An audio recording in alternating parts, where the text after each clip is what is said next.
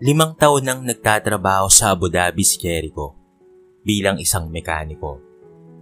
Naiwan sa Pilipinas ang asawa niyang si Arlene at ang kanilang 2 anak na inaalagaan ng mabait at masipag niyang misis. "O mahal, napatawag ka?" tanong ni Jericho sa kanyang misis. "Wala lang mahal, gusto lang sana kitang kamustahin sapagkat ilang araw ka nang hindi tumatawag at nag-aalala na kami ng mga anak mo sa'yo eh. Masama man ang mag-isip ng kung ano-ano, pero hindi kasi may iwasan mahal." Sagot na lamang ng kanyang misis. "Sus, alam mo naman siguro mahal na sobrang busy ako, hindi ba?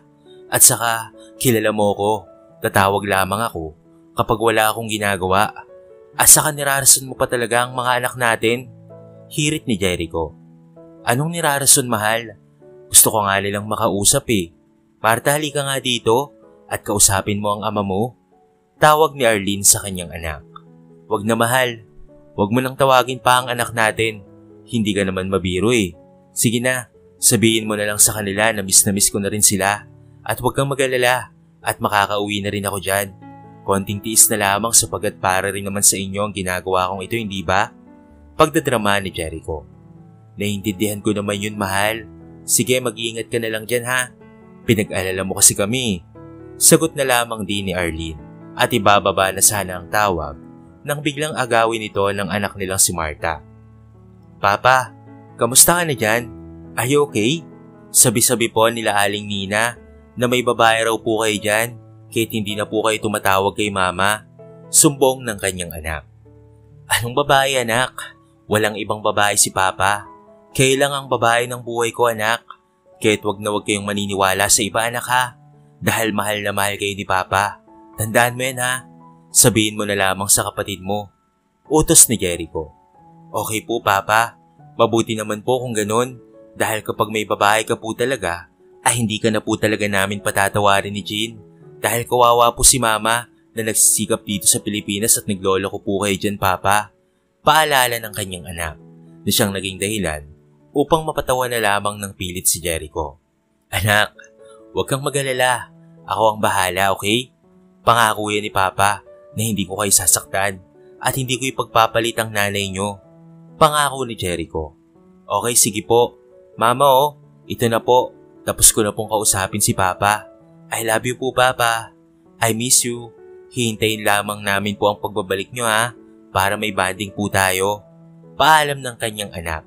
Agad namang binawian ni Arlene ang kanyang anak. "O sige na mahal, ibababa ko na ha. At pagpasensyaan mo na lang ang anak mo ha.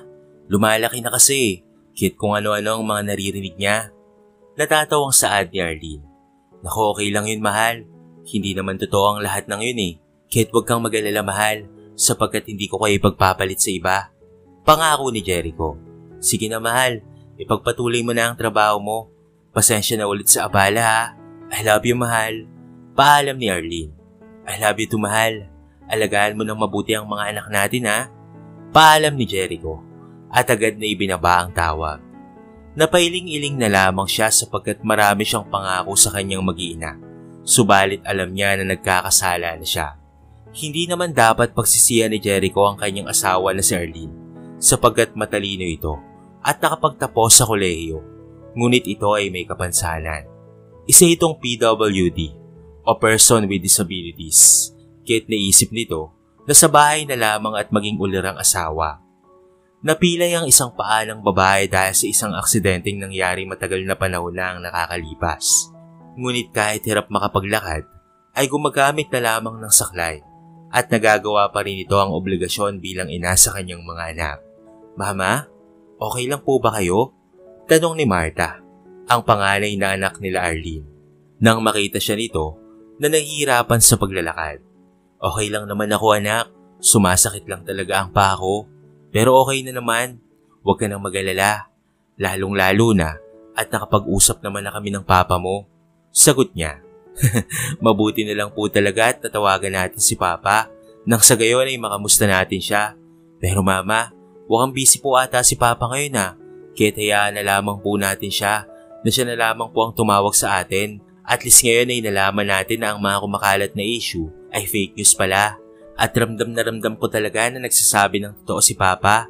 Base sa ekspresyon ng kanyang boses at sa tono ng kanyang pananalita, makabulo ang sambit ng kanyang anak, kaya't hindi maiwasang yakapin na lamang ni Arlene ang kanyang anak. Salamat anak ha, at nagkaroon ako ng isang maunawain at maintindihing anak. Ani nito. You're always welcome, Nay. Pero suggest ko lang po, Nay, nagahaya ng daday tuwing Sabado at Linggo ka na lamang tumawag kay Papa. Huwag na po kayong mag-alala. Safe na safe naman po siya. Siya pa ba? Na matapang at matibay ang loob? Suwestyon ng kanyang anak na siya namang tinanguhan na lamang ni Arlene. Tuwing araw ng Sabado at Linggo ay tinatawagan ni Arlene ang kanyang mister para kamustahin. Ngunit sa halip na magandang kwentuhan at sulitin ang oras na magkausap sila, ay walang ginawa si Jericho kung hindi ang magreklamo sa kabilang linya. Ayaw na ayaw kasi ng lalaki na tinatawagan siya ng asawa. Ang dahilan nito ay kahit sa mga ganoong mga araw ay sobrang abala nito sa mga ekstrang trabaho. Ginagawa raw iyon ng mister niya para may palamon sa kanila. Bakit tumawag ka na naman?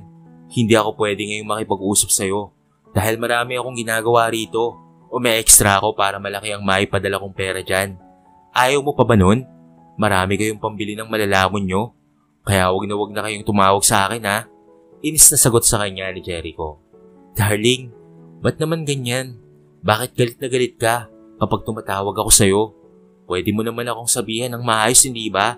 Hindi yung pagagalitan mo ko ng ganyan na para bang hindi mo ko asawa mahal. Nasasaktang wika ni Arlene. Sino ba kasing hindi naiirita sa'yo? Hindi ba sinabi ko na sa'yo noong nakaraang araw na hindi mo na ako masyadong matatawagan sapagkat ay may mga extra na akong trabaho? Pangdagdag yon para sa gustusin ng mga anak natin.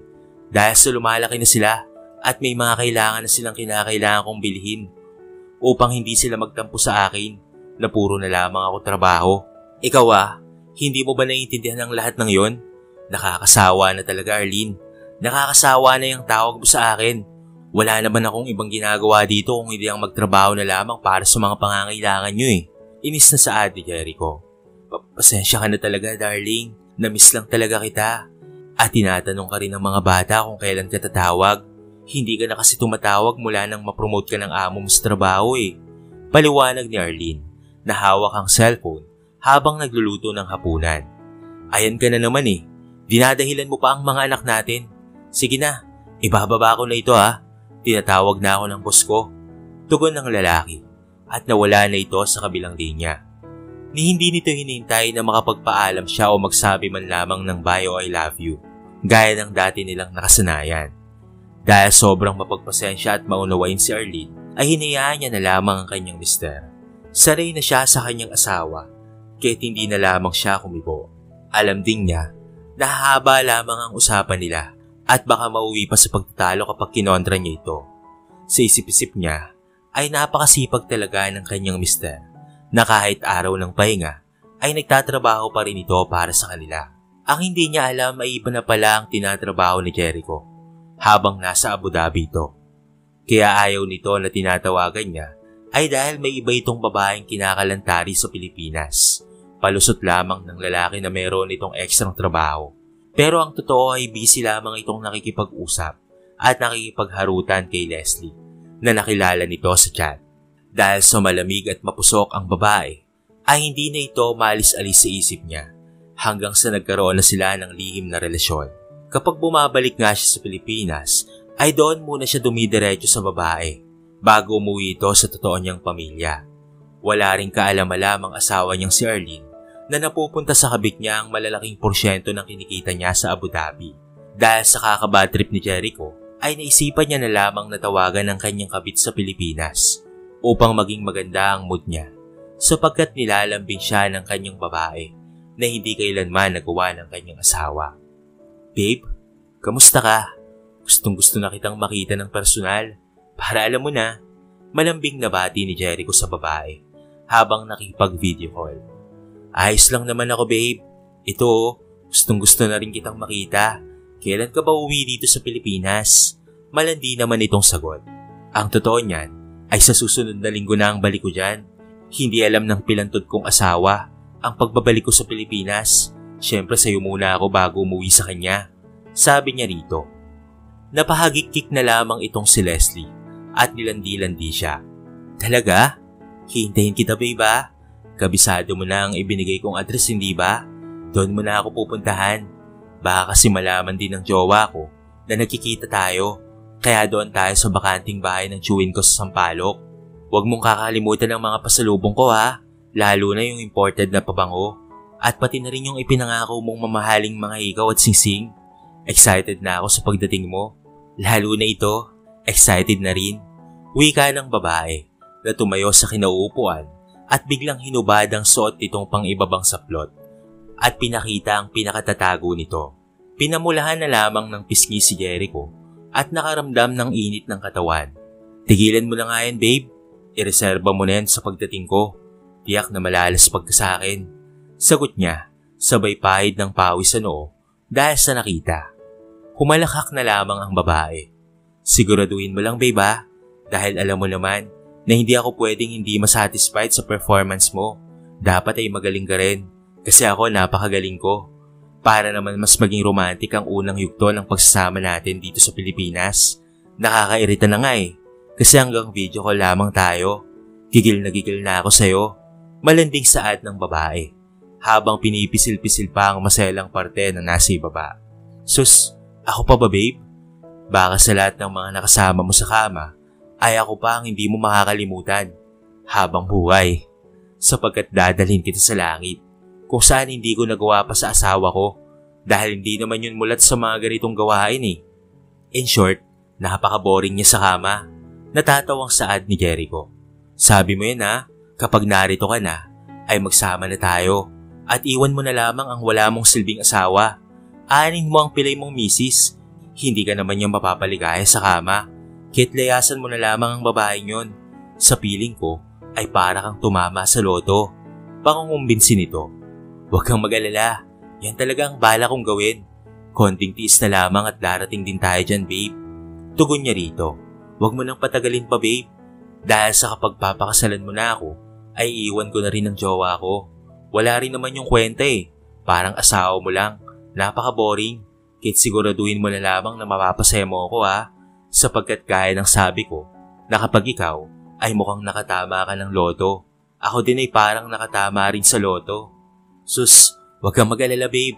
Gagawin ko ang lahat para sa'yo. At babe, ibababa ko na ha. At magtatrabaho na muna ako. Sa susunod na linggo na rin ang sahod ko. Papadalan kita. Kahit maghintay ka na lamang sa akin ha. At magkakasama na rin tayo. Natatawang saad ni Jericho na siyang napatawan na rin si Leslie at ilang sandali pa ay natapos na ang pag-uusap nila. Lumipas ang isang linggo at sumapit na ang araw ng pagbabalik ni Jericho sa Pilipinas. Walang kaalam-alam ang asawa niyang si Arlene na uuwi na siya at hindi sa bahay nila. Siya ay pupunta sa pugad ng kabit niya. Ang paalam pa niya sa kanyang misis ay mas magiging abala siya sa trabaho kahit wag na wag siya nitong tatawagan. Babe, nandito na ako sa Pilipinas. Kahit maganda ka na. Nasasabik na saad ni Jericho sa kanyang higad na si Leslie. Talaga babe? Sige sabihin mo na lang talaga ako kapag nasa bahay ka na ha. Doon tayo magkita sa Sampaloc para pupunta na rin ako doon. Nasasabik na ako sa mga mangyayari sa atin babe. Nasasabik na saad ni Leslie. Halatang sabik na talaga tayong dalawa. Kahit malalang bakbakan to. Natatawang saad ni Jericho. At nagpaalam na nga kay Leslie at napangiti na lamang dahil sa pagkasabik na kanyang nararamdaman. Samantala sa bahay nila ay aborido na si Arlene kung saan kukuha ng panggastos nilang mag-iina. Ubus na kasi ang kakarampot na pinapadalang pera ni Jericho na kulang sa pang-araw-araw nilang gastusin. Hindi naman niya matawagan ang kanyang mister dahil siguradong pagagalitan na naman siya nito at magrereklamo na naman ito. Napilitan tuloy siyang gumawa ng paraan para makakain silang mag-iina. Dahil ilang araw na hindi nagpapadala ang kanyang mister, ay naisip niyang mag-apply ng trabaho. Wala kasing mangyayari kung tutunga nga lamang siya. Maswerte naman siyang natanggap sa isang BPO company. Work from home siya roon, kahit hindi na niya kailangang umalis ng bahay at iwan ang mga anak. Saka na niya sasabihin kay Jericho na may trabaho na siya kapag sila ay nakapag-usap na. Mama? Hindi pa rin po ba nagpaparamdam si Papa? Tanong ng kanyang anak kay Arlene. Hindi pa anak eh. At rinig na rinig mo naman siguro hindi ba? Na bising-busy ang papa mo. At baka kapag tumawag pa ako, ay pagalitan pa ako nun. Kahit Marta anak, pagtiisan mo na lamang muna ang ulam natin ha. Huwag kang mag-alala. Makakakain din tayo ng masarap na pagkain kapag nakasahod na si mama, okay? Paninigurado ni Arlene sa kanyang anak. Hindi naman po problema sa akin yun mama. Lagi naman po kitang naiintindihan. Nag-aalala lang po talaga ako kay papa at sa sitwasyon niyo po. Wala na rin naman akong magagawa sapagkat bata pa po ako at wala akong maitutulong sa inyo po. Nalulungkot na saad ni Marta. Anak, okay lang yan. Ang mahalaga ay mahal mo si mama. Yan lang ang napakahalaga. Pagpapaintindi ni Arlene sa kanyang anak. Ngunit isang araw ay tinawagan siya ng HR na kailangan daw niyang pumunta sa site para magpasa ng kulang niyang mga requirements. Kahit wala siyang nagawa kung hindi ang umalis at bumiyahe. Kahit hirap sa kalagayan niya, ay agad siyang bumiyahe. Sa isip-isip niya ay sandali lang naman iyon at makakauwi naman siya ng maaga. Pagbaba niya ng taxi, ay nilakad niya na lamang ang kalye papunta sa main office ng pinagtatrabahuan niya. Napatigil siya sa harap ng isang simbahan at papasok na sana siya sa loob para sandaling manalangin. Ngunit laking gulat na lamang niya nang makita ang hindi inaasahang tanawin na bumungad sa kanya. Kilalang kilala niya ang lalaking lumabas sa simbahan na may kasamang babae na panay ang harot dito. Ito ay walang iba kung hindi ang kanyang mister na si Jericho at ang kabit nitong si Leslie. Nagulat na lamang rin ang mga ito nang siya ay makita. Sa una ay hindi nakapagsalita si Arlene sa nasaksiyan, ngunit tinatagan niya ang kanyang loob at nilapitan ang dalawa. Ang sabi mo ay abala ka sa pagtatrabaho sa Abu Dhabi, hindi ba? Yun pala ay iba ang pinagkakaabalahan mo at nakabalik ka na pala dito sa Pilipinas. Hindi ka man lamang nagsabi. Kaya pala ayaw mong tumawag ako sa'yo dahil narito ka na at may ibang kinukutingting. Sambit ni Arlene. Hindi naman nakasagot ang kanyang asawa pero si Leslie ay tinaasan lamang siya ng kilay. Tinignan pa siya nito mula ulo hanggang sa paa at matapang siyang hinarap. Ito ba ang asawa mo, babe? Wala na nga talagang kwenta ito eh. Pilay na nga. Hindi pa maganda. Hindi hamak na mas bata, mas maganda at masariwa naman ako sa kanya at normal pa ako kumpara sa babaeng ito. Natatawang saad ng babae na dinuro-duro pa siya. Hindi napigilan ni Arlene na pagsalitaan ng karibal sa asawa. Kahit anong sabihin mo, kabit ka pa rin. Hindi na kayo nahiya. Pumasok pa kayo sa bahay ng Diyos. Nagtatampisaw naman kayo sa kasalanan. Matapang niyang sabi. Tila na imbierna naman sa kanya ang babae at bigla siya nitong sinampal sa harap ng kanyang mister na muntikan naman niyang ikabuhal. Mabuti na lamang ay matibay ang pagkakatinting niya sa kinatatayuan at hindi niya hinayaan ang kanyang sarili na matumba. Sa ginawa ng kabit ay hindi pa rin kumikilos at nagsasalita si Jericho. Huwag mo akong pagsasalitaan ng ganyan dahil sa hindi ko namang kasalanan na binayaan ako ng Panginoon ng magandang muka kesa sa'yo na mukhang alalay at pilay pa. Ano ba yan? Yan siguro ang karma sa madulas mong dila, no? Ani ni Leslie. Hindi naman nagpaawat si Arlene at ito ay nagsalita rin. Talaga ba? Ani naman ang itsura kung ang kaluluwa ay patay na. Binihiyaan ka nga ng Panginoon pero sa tingin mo ba ay masaya siya sa ginagawa mo ngayon? Kung ako sa'yo ay humingi ka ng tawad sa poong may kapal at baka mamatay ka dyan sa tabi-tabi. Lahalangoy ka talaga sa apoy ng impyerno. Inis na saad ni Arlene at sinampal na naman siya sa ikalawang pagkakataon. Ang kapal ng mukha mo para sampalin ako. Kabit ka lang naman. Ikaw na nga ang kabit tapos ikaw pa ang galit. Inis na saad ni Arlene. Yan ang bagay sa'yo. Pilantod, wag mo na ulit akong pagsasalitaan ng ganun ha dahil hindi lang yan ang aabutin mo sa akin. Galit na wika ng babae. Tigilan mo na yan Arlene. Huwag ka nang makipagtalo pa. Nasa harapan tayo ng simbahan at maraming tao na rin ang nakatingin sa atin. Magkunustili ka nga. Sita ni Jericho sa kanyang asawa. Ako pa talaga ang pinagsabihan mo ng ganyan, Jericho? Wawa, hindi makapaniwalang tanong ni Arlene. Hindi ikaw. Mukhang ako ata. Pilay na nga, may pagkatanga-tanga pa. Dagdag pa ni Leslie. Kahit napahiya, ay bumuntong hininga na lamang si Arlene at pilit na pinigilan ang sarili. Hindi kasi siya sanay sa away, kaya't mas minabuti niya na lamang na kumalma at magtimpi. Ngunit hindi niya hahayaan na ganoon na lamang ang sapiting niya. Bibueltahan niya ang babae sa ibang paraan. Tapos na ba kayo? Alam mo, hindi kita papatulan dahil may pinag-aralan akong tao, hindi gaya mo Naasal kalye. Oo, nasaktan mo ako ngayon. Nagtagumpay ka sa pagkakataong ito. Pero tandaan mo na ang karma ay hindi lang digital, kung hindi parang si Henry na coming soon. Kaya antayin mo na lamang ang karma mo. Ang Diyos na ang bahala sa'yo. At pati na rin dito sa mister kong walang kwenta. Sabi niya at tumalikod na. Narinig niyang pinagmumura pa siya ng babae. Pero hindi niya na lamang ito pinansin. Tuloy-tuloy lang siya sa paglalakad kahit hirap sa saklay na dala. Wala siyang ginawa kung hindi ang umiyak na lamang habang papalayo sa lugar na iyon. Umuwi siyang umiiyak sa kanilang bahay. Ma? Anong nangyayari? Okay lang po ba kayo? Nag-aalalang tanong ng anak nitong si Martha. Okay lang ako anak. Nalulungkot lang talaga ako. Pagsinungaling ni Arlene. Nalulungkot po saan ma? Basta anak, nalulungkot lang talaga ako ngayon. Ma naman, tungkol po ba saan yan? Paano kita mapapataan kung hindi mo naman sasabihin sa akin? Sige na ma, anong nangyayari at bakit kayo nagkakaganyan? Nag-aalalang tanong ng kanyang anak. Wala ito anak, okay lang ako.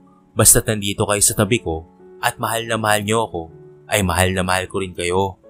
Kayo na lamang ang tanging lakas ko anak. Makabulo ang saad ni Arlene sa kanyang mga anak. At dahil sa nangyari, ay mas lalo siyang nagpursige sa buhay. Hiniwalay niya na ang kanyang mister at hinayaan na lamang ito sa kanyang kabit.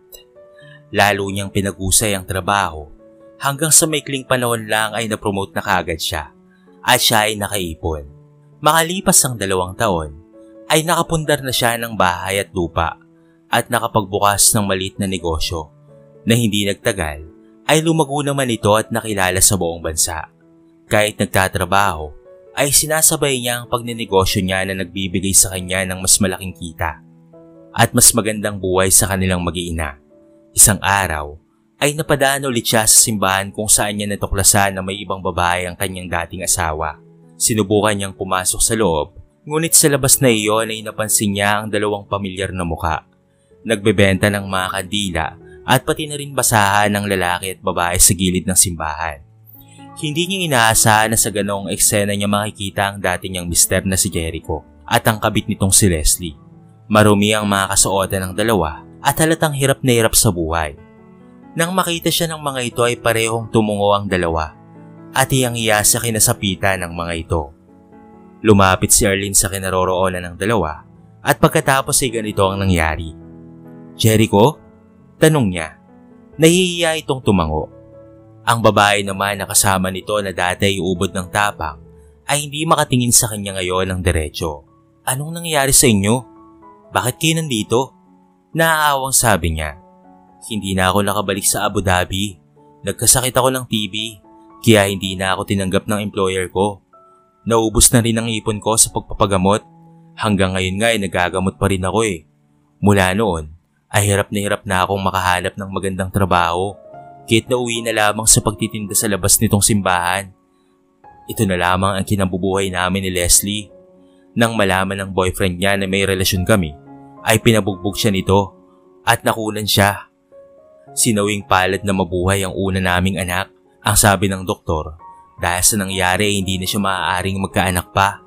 Pinalayas at tinakwil na rin siya ng kanyang pamilya nang malaman ng mga ito na kumabit siya sa may asawa na. Ito na ata yung sinasabi mong karma namin. Naiiyang pag-amin ng lalaki. Nakakaawa naman ang sinapit niyong dalawa.